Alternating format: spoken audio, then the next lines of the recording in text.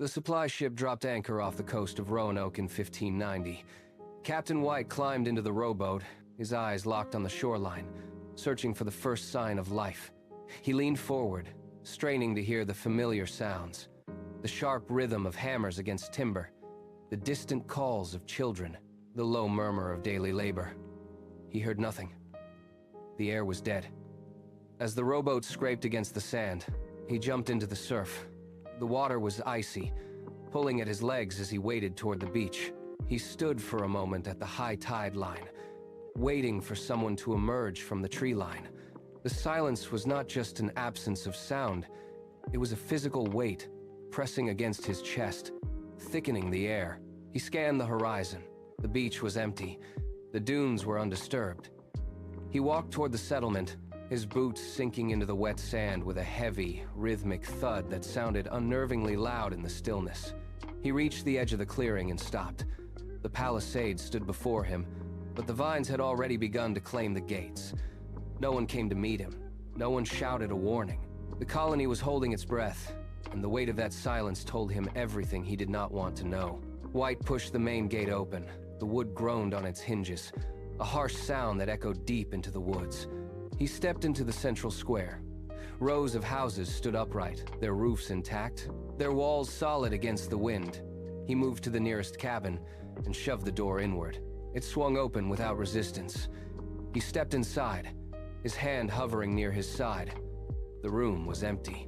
A table sat in the center with a bowl of dried meal, undisturbed. He checked the next dwelling, then another. He searched for the chaos of a raid. He looked for splintered timber, shattered glass, no dark stains, no blood, no overturned furniture.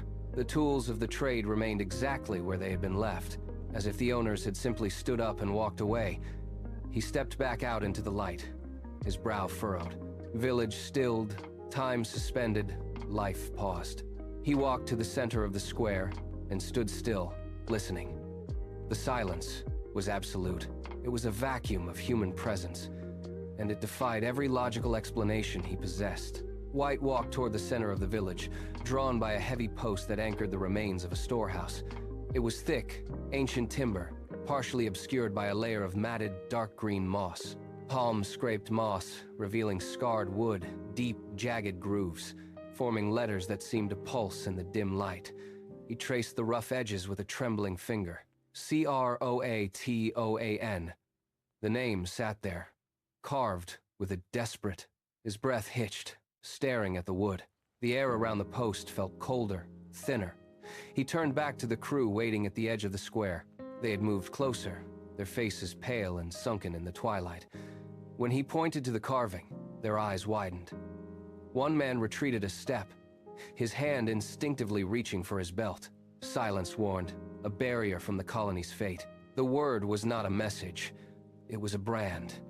A cold, island's chill. Not alone. White gestured sharply to his men. The order was simple. Sweep the entire island. They moved in a line, boots crunching through dead leaves, eyes scouring every shadow. They scoured soft, deep marshlands, finding no trace, then raided hidden supply pits, expecting to find the remnants of a desperate winter, but the crates were empty and dry. No cooking fires, no discarded gear. The iron cannons sat in the dirt, heavy and freezing to the touch, as if the men who manned them had simply walked away mid-sentence. Then, the weather turned. A wall of white mist rolled in from the sea, thick and suffocating. It clung to the trees, turning the woods into a labyrinth of shifting gray shapes. The crew stopped, their voices muffled by the damp air. White stood in the center of the clearing, his hands clenched at his sides. He watched the fog swallow the tree line. There was no struggle here, no carnage. Just a sudden, clean erasure of human existence. The island had not fought them. It had simply erased them. As the mist closed in, the reality took hold. They were hunting ghosts in a place that had already finished its business with the living. The search ended that night, but the questions remained. Centuries of investigation have followed. Historians have pored over maps, scanned logs, and traced colonial records. Yet the silence of the island holds firm. Thousands of hours of study have yielded no graves, no clues, and no survivors. The settlers did not fall in battle, and they left no trail behind. They simply dissolved into the damp, dark heart of the wilderness. Was it a desperate flight into the unknown? Or did the island claim them? That single word carved into the timber is the only witness to their final hour. The files of the Lost Colony remain open, sitting on dusty shelves, waiting for an answer that may never arrive. The truth lies somewhere in the shifting shadows of the swamp, buried under 400 years of rot and mystery. The trail is cold, the witnesses are gone, only the void remains. Subscribe to Hidden Archives, and step into the dark to uncover the mysteries that history left behind.